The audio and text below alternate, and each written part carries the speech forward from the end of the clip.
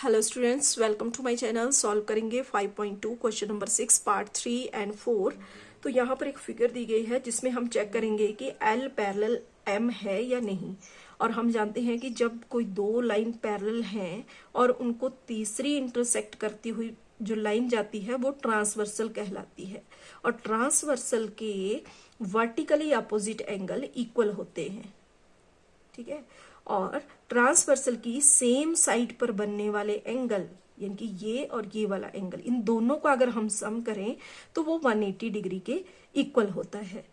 तो parallel lines होने के लिए जो दो कंडीशन हमने यहां पर अभी डिस्कस करी, उसी के बेस पे हम यहां चेक करेंगे कि लाइन एल एम के पैरेलल है या नहीं। तो देखो, सबसे पहले अगर एल पैरेलल एम है and n is a transversal, then opposite angles are equal. Therefore, let angle 57 degree is equal to angle x degree. देखो, ये एंगल 57 डिग्री, और अगर ये दोनों लाइन पैरेलल हैं और n इसके लिए ट्रांसवर्सल है तो इसके वर्टिकली अपोजिट एंगल, यानी कि ये वाला एंगल, ये दोनों एंगल इक्वल होंगे, ठीक है। तो इसको हम लेट कर लेते हैं यहाँ पर x। तो इसलिए angle 57 is equal to angle x। तो अगर ये 57 डिग्री है तो ये भी हो जाएगा यहाँ पर 57 डिग्री।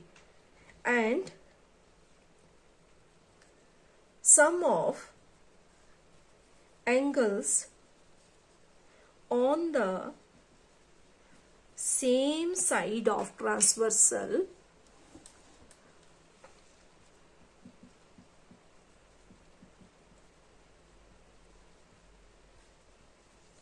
is 180 degree. और ट्रांसवर्सल की सेम साइड पर जो एंगल बन रहे हैं, angle 123 degree plus angle 57 degree is equal to 180 degree, ठीक है। तो हम चेक करेंगे कि क्या सेम साइड, ट्रांसवर्सल की सेम साइड पे जो दो एंगल ये हैं, क्या उनका सम 180 डिग्री है या नहीं। तो जब हमने यहाँ प्लस किया तो वो इक्वल हुआ 180 डिग्री के। तो हम बोल सकते हैं कि it means L is parallel to M। तो इस केस में, इस फिगर में L M के पैरेलल है। अब देखते हैं इसका फोर्थ पार्ट।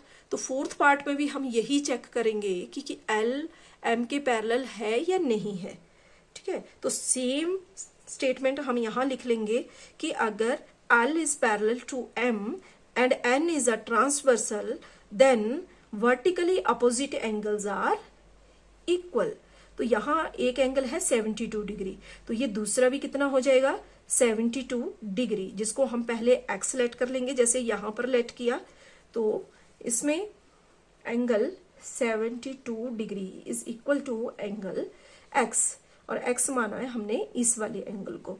क्यों हमने लिखा, क्योंकि अगर ये पैरेलल हैं दोनों तो उसके लिए इसके वर्टिकली अपोजिट एंगल इक्वल होंगे, ठीक है। एंड जब ये दो एंगल इक्वल हो गए वर्टिकली अपोजिट होने की वजह से, तो ट्रांसवर्सल की सेम साइड पर जो एंगल बन रहे हैं, angle 98 degree plus angle 72 degree is equal to 180 degree. क्यों हम ऐसा लिखेंगे, क्योंकि sum of angles of same side of transversal